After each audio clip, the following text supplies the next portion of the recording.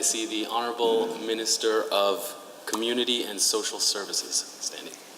Mr. Speaker, it's a pleasure today to rise in this House to speak and to deliver my maiden speech. I would like to start with a quote. Dreams take time, patience, sustained effort, a willingness to fail if they are ever anything to be more than dreams. I found this quote on a tiny little card in a Hallmark shop many years ago, decades ago. It deeply resonated with me as I reflected on the qualities required to affect change and achieve important milestones.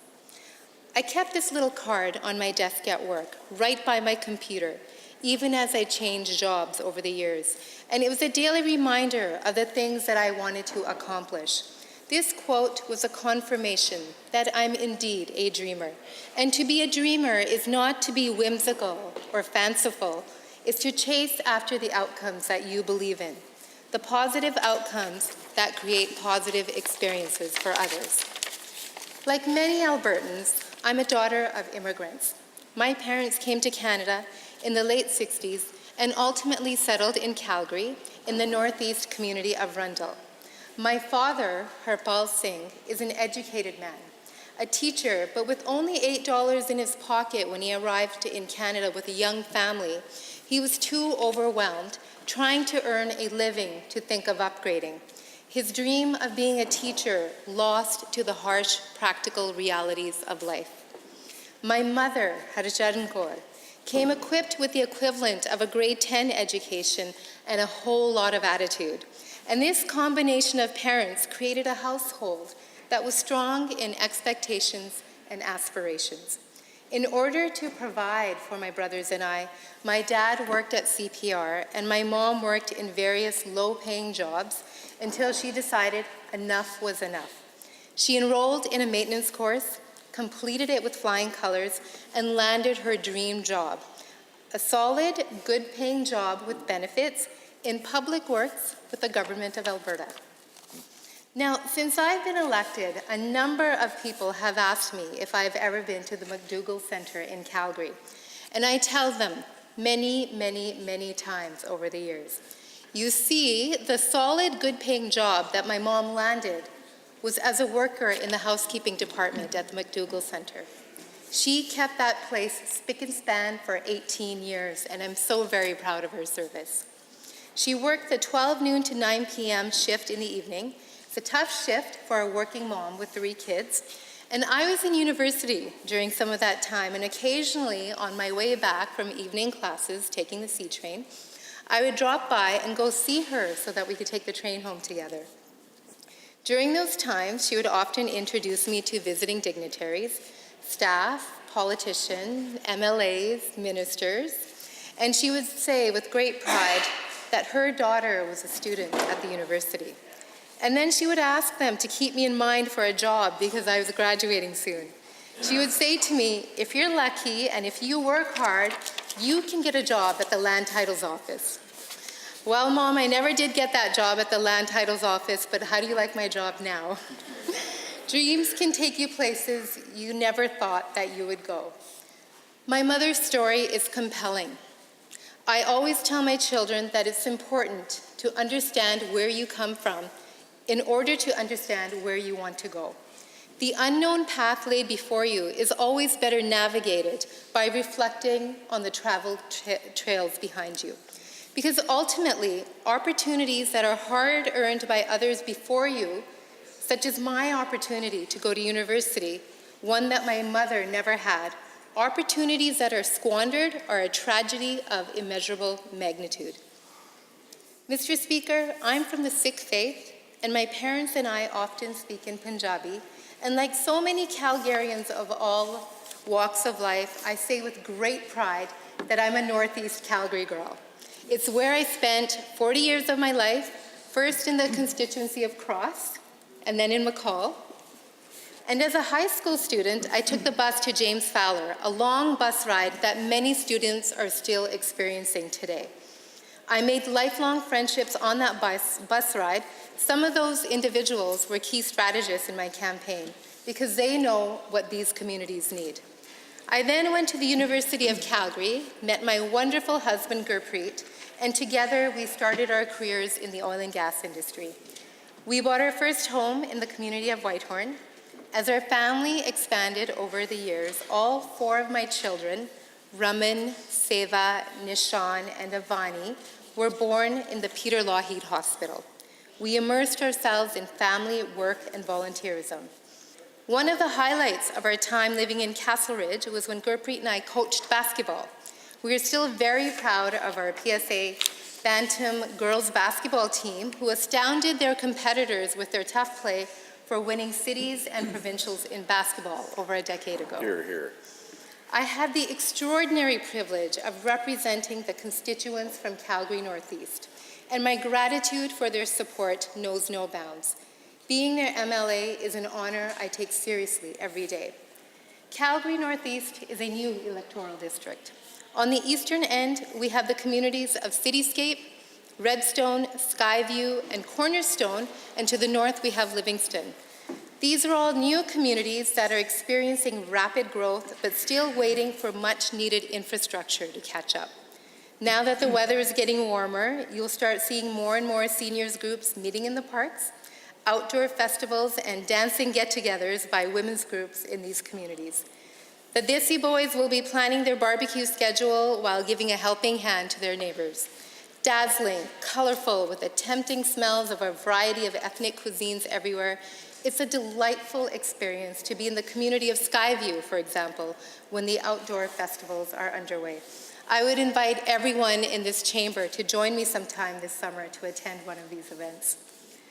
But alas, Mr. Speaker, it's not all festivals and fragrant foods. With the arrival of so many newcomers in the area, also comes a real problem of underemployment. There are many, many highly qualified and educated individuals who are working in jobs that are not commensurate with their skills and potential. Exactly the same situation that my father faced when he came to Canada many years ago. This is why I'm immeasurably proud of our Alberta Advantage immigration strategy, particularly the Fairness for Newcomers program, of which my colleague, the member for Calgary-North, the Parliamentary Secretary of Immigration, is helping design. This program will help newcomers achieve their dreams of actually working in the fields that they studied and trained in. On the west side of Calgary-North, we have Coventry Hills and Harvest Hills, the heart of the Northern Hills community, which is now divided amongst several electoral districts.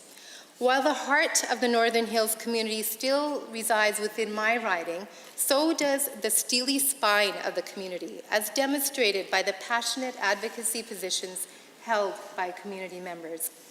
These advocates have created strong and stirring dialogue on much-needed infrastructure in the area. The North Calgary High School, the Green Line, a health center, and more. This is an area of strong community pride, beautifully exemplified by the creation of the Northern Hills mural, the longest outdoor mural in Canada, reflecting the values of community for community. My job as an elected public servant is to speak for all of the constituents, to make their collective dreams for Calgary-North come true. And the dreams are simple wishes indeed. Schools and school buses, access to public transportation, fairness to newcomers, and most of all, a revitalized economy that provides employment opportunities now and for future generations. As an oil and gas worker for over 23 years, I would be remiss not to speak of the industry that I love and that has given me so much and my family so much, and indeed our province and our nation so much. I have seen times of great prosperity in the sector, and in more recent times, the severe lows. I know what it's like to lay off staff. It's a terrible experience, and it stays with you for a long time because you never stop worrying about those families. I was by my daughter's side when she lost her job as a reservoir engineer due to the closure of her head office. And I can tell you that it's another tragedy that we are not seeing enough young, bright faces of new graduates in downtown Calgary or Edmonton. We're just seeing a sea of vacant office spaces. Let's talk about some facts. As a country, we are blessed to have the extraordinary gift of plentiful natural resources, including hydrocarbons. We have the third largest oil reserves in the world, and we are the world leaders in producing and exporting our products. The vast majority are from Alberta. What is not spoken of often enough is the diversity of our products. We have dry natural gas, light, medium, and heavy oil, oil sands, condensates, and more. I only mention this because this diversity in product is going to become more important to meet changing demands as time goes by in our economy.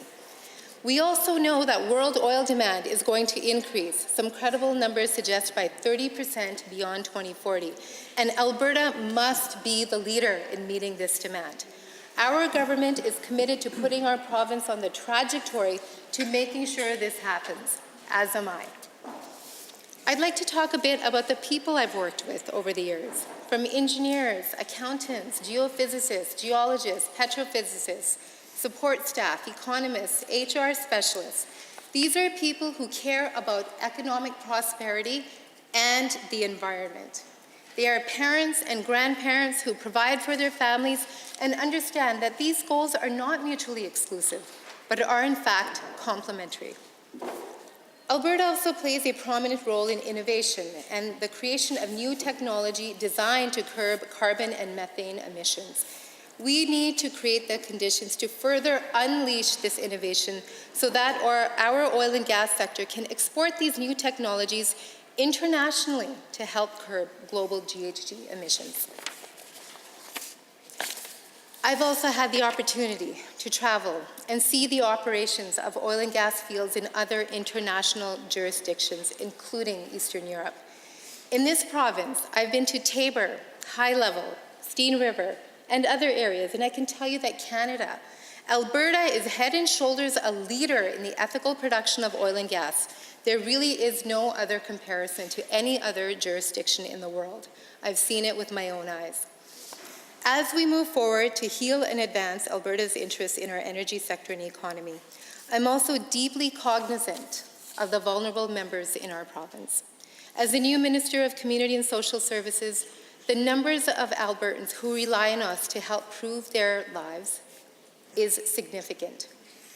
We have over 60,000 AISH recipients. These are not just unknown faces or unknown names.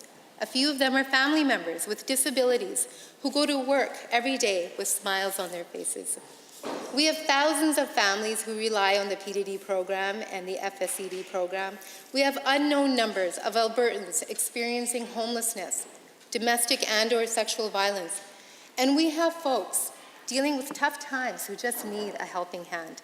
I want nothing more than to see prosperity return to this province so that as a government, we can do more to provide vital social services to the most needy, the most vulnerable in our communities. There's a whole lot of work ahead of us, and this work's not going to be easy. It's going to be back-breaking at times, but we have a talented, experienced, and motivated team that is focused on the task at hand. I know I speak for all of my colleagues, Madam Speaker, when I repeat the words I said at the outset. It will take time, patience, sustained effort, and a willingness to take risks to realize the dreams and goals for our province. As for myself, I know I have a very specific job as a team member of this government to do my part, and as always, to go above and beyond to fulfill my duties. And I will fulfill my duties by working with everyone in this chamber, and I would like to offer a heartfelt and sincere thank you to each and everyone in this House for their commitment and service to the province of Alberta. My final statement is one of hope and optimism.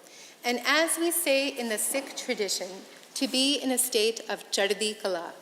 This term, Chardi Kala, embodies the notion that even in times of adversity and times that challenge us emotionally and physically, we must always aspire to maintain our optimism and joy, because that is what will determine a positive path forward for all of us to fulfill our dreams. Thank you.